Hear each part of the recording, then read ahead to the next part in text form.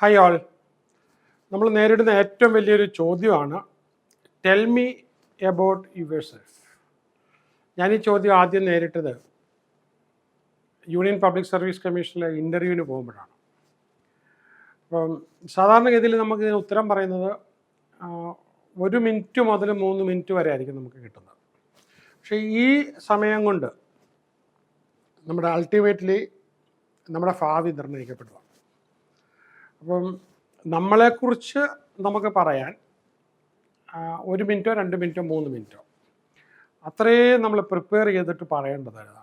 ഇപ്പം ഞാനിതിപ്പം അരമണിക്കൂർ വല്ലതും എടുത്ത് പറയുന്ന സംഭവം ഇതിന് ശേഷം നിങ്ങൾ പ്രിപ്പയർ ചെയ്ത് അപ്പോൾ ഏത് ഇൻ്റർവ്യൂവിലും അപ്പോൾ ചിലപ്പം ജോലി കിട്ടിക്കഴിഞ്ഞാൽ ആ ഇൻ്റർവ്യൂ കൊണ്ട് തീരുമല്ല. വളരെ സീനിയർ ലെവലിലൊക്കെ പോകുമ്പോഴത്തേക്കും പലപ്പോഴും ജോലി ഷിഫ്റ്റ് ചെയ്യുമ്പോഴത്തേക്കും അതല്ലാതെ നമുക്ക് ഇൻ്റർവ്യൂ വേണ്ടി വരുന്ന ഈവൻ നമുക്ക് പലപ്പോഴും ബിസിനസ് പാർട്ട്നേഴ്സിനെ നമ്മൾ അന്വേഷിക്കുമ്പോൾ ഇൻവെസ്റ്റ്മെൻറ്റ് നമ്മൾ ചോദിക്കുമ്പോൾ അപ്പോഴൊക്കെ നമുക്ക് ചോദിക്കുന്നൊരു ചോദ്യമാണ് tell me about your self. അപ്പോൾ അവിടെ നമുക്ക് എങ്ങനെ പറയാനായിട്ട് പറ്റും. ഞാൻ കുറേ പോയിൻറ്റ്സ് പറയാം. അത് വെച്ച് നോക്കിയതിന് ശേഷം നിങ്ങൾ നല്ലോണം തയ്യാറാക്കി അത് നാച്ചുറലി വരുത്തിയിട്ട് പറയണം. അപ്പോൾ ഇത്രയും പറയാൻ പോകുന്ന ആ എലമെൻറ്റ്സ് എല്ലാം 1 മിനിറ്റ് മുതൽ 2-3 മിനിറ്റിനകത്ത് നമുക്ക് തീർക്കുകയും വേണം. അപ്പോൾ എപ്പോഴും നമുക്ക് സ്റ്റാർട്ട് വിത്ത് യുവർ നെയിം നമ്മൾ തന്നെ ഇൻട്രൊഡ്യൂസ് ചെയ്തുകൊണ്ട് പറയാം. അതുപോലെ തന്നെ നമ്മുടെ ജോലിയോ പൊസിഷനോ നമ്മളെന്താണ്, ഏത് റോളാണ്, അതുപോലെ തന്നെ നമുക്ക് നമ്മുടെ പ്രധാനപ്പെട്ട എക്സ്പീരിയൻസസ് ഇല്ല ഡൊമൈൻ, നമുക്ക് പ്രത്യേകമായിട്ടുള്ള കഴിവുള്ള മേഖല എന്താണ്, നമുക്ക് അതിനെക്കുറിച്ച് പറയാം. ഇപ്പം അതുമല്ലേ നമുക്ക് നമ്മുടെ എംഫസൈസ് കീ അക്കംപ്ലിഷ്മെൻറ്റ്, നമ്മളിതുവരെ നേടിയിട്ടുള്ള നേട്ടങ്ങൾ എന്തൊക്കെയാണ്, അച്ചീവ്മെൻറ്റ് നമുക്ക് വളരെ ബ്രീഫായിട്ട്. അതുപോലെ തന്നെ നമ്മുടെ എഡ്യൂക്കേഷണൽ ബാക്ക്ഗ്രൗണ്ട് നമുക്ക് പറയാം. അതുപോലെ തന്നെ അപ്പോൾ എപ്പോഴും നമ്മളൊരു ഇതെന്ന് പറഞ്ഞാൽ ഇതിനകത്ത് നമ്മൾ ആപ്ലിക്കേഷൻ കൊടുക്കുമ്പം തന്നെ ആ പർട്ടിക്കുലർ ജോലിക്ക് ചേരുന്ന രീതിയിലാണ് നമ്മുടെ ഉള്ളതൊക്കെ തന്നെയാണ്, പക്ഷേ ആ രീതിയിലാണ് നമ്മൾ കൊടുക്കുന്നത്.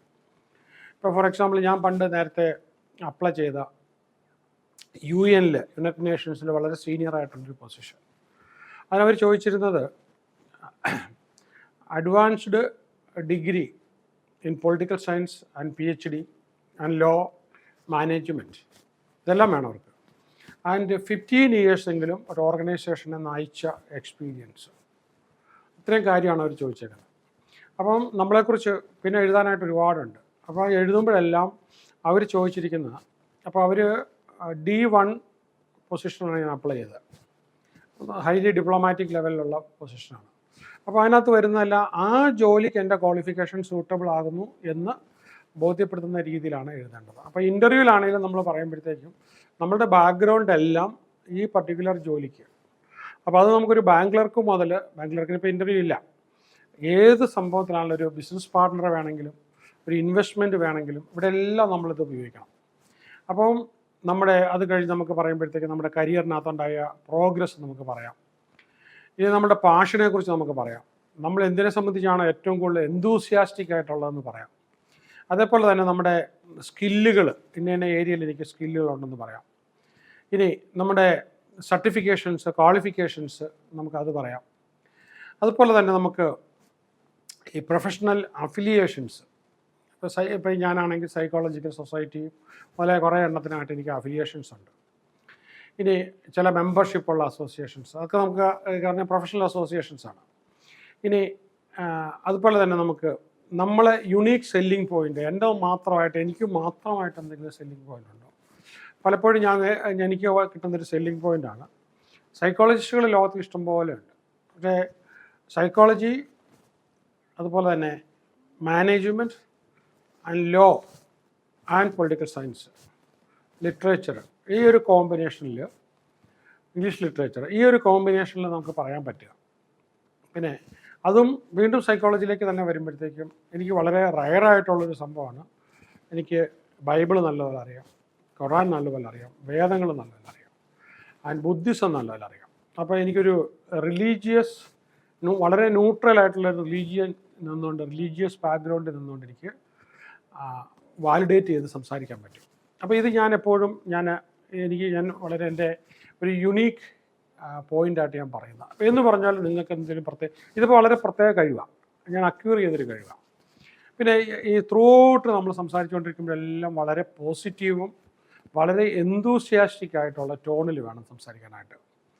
പിന്നെ ആവശ്യമില്ലാത്ത ഡീറ്റെയിൽസ് ഒന്നും കൊടുക്കരുത്. നമ്മുടെ ജോലിയായിട്ട് ബന്ധപ്പെട്ട അതിന് കണക്ട് ചെയ്യുന്ന, ഇല്ല നമ്മുടെ റോള്, ഇല്ല നമ്മുടെ കമ്പനി, നമ്മുടെ ഇൻവെസ്റ്റ്മെൻറ്റ്, അതുമായിട്ട് ബന്ധപ്പെട്ടത് മാത്രം. പല പ്രാവശ്യം നമ്മൾ റിഹേഴ്സ് ചെയ്തിട്ടുണ്ടായി, പക്ഷേ റിഹേഴ്സ് ചെയ്തെന്ന് ഒരിക്കലും തോന്നത്തില്ലാത്ത. അപ്പം വീണ്ടും ചോദ്യങ്ങൾ വന്നു കഴിഞ്ഞാൽ ആ റെസ്പോൺസസ് എല്ലാം കൊണ്ടെത്തിക്കുന്നത് എന്താണ്, നമ്മളിതിന് മോസ്റ്റ് സ്യൂട്ടബിൾ എന്ന രീതിയിലായിരിക്കും. അപ്പോൾ നമ്മൾ വീണ്ടും അവിടെ കൺസിഡർ ചെയ്യേണ്ടത് പറയുന്നതെല്ലാം കഴിവതും പ്രസൻറ്റ് ടെൻസിൽ നിന്നുകൊണ്ട് വേണം പറയാനായിട്ട്. ഓക്കെ, വളരെ കോൺഫിഡൻ്റ് ആയിട്ട് മുഖത്ത് നോക്കിക്കൊണ്ട്, ഐയിൽ നോക്കിക്കൊണ്ട്.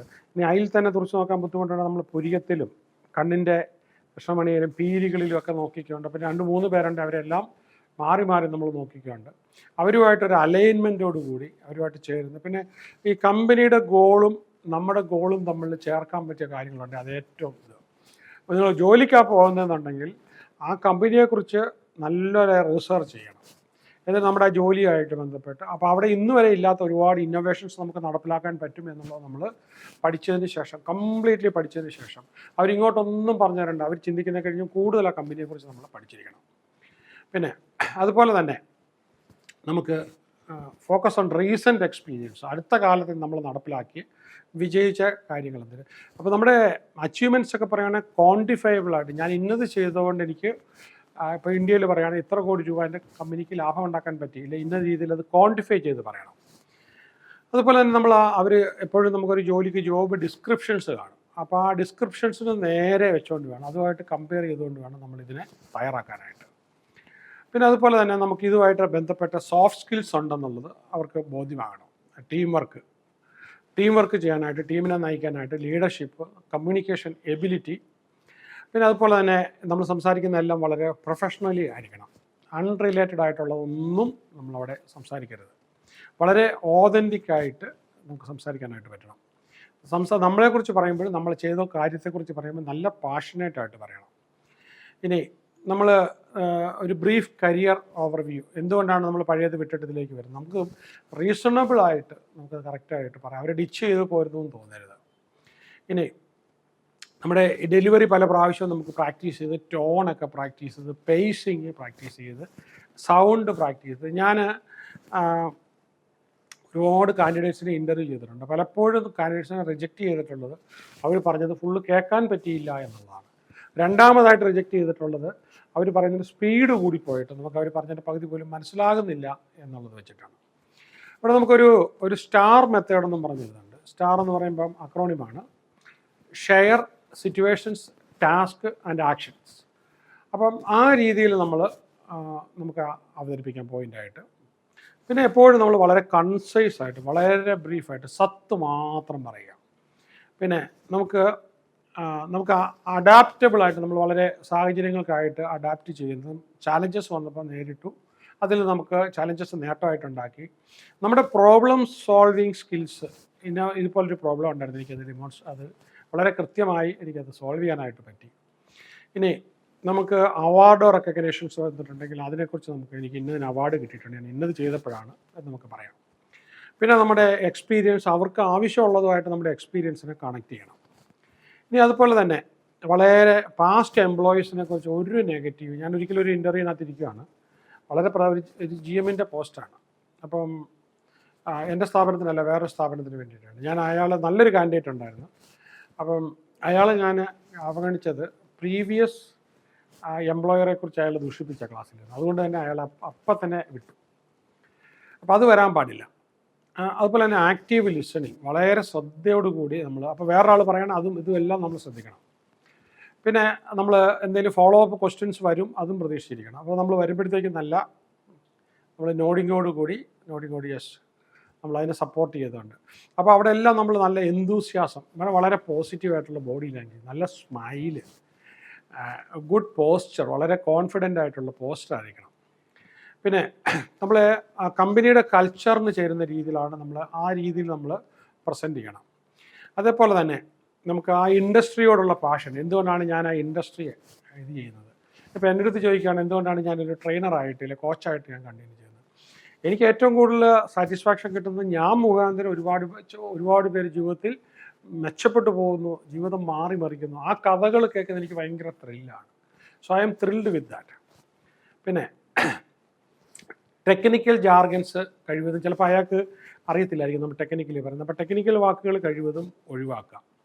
പിന്നെ നമ്മൾ ചെയ്തിട്ടുള്ള എന്തെങ്കിലും പ്രോജക്റ്റൊക്കെ ഉണ്ടെങ്കിൽ ആ പ്രോജക്റ്റിനെ കുറിച്ച് വളരെ ബ്രീഫായിട്ട് എന്താണോ അവർ മനസ്സിൽ തടയേണ്ടത് അത് മാത്രം.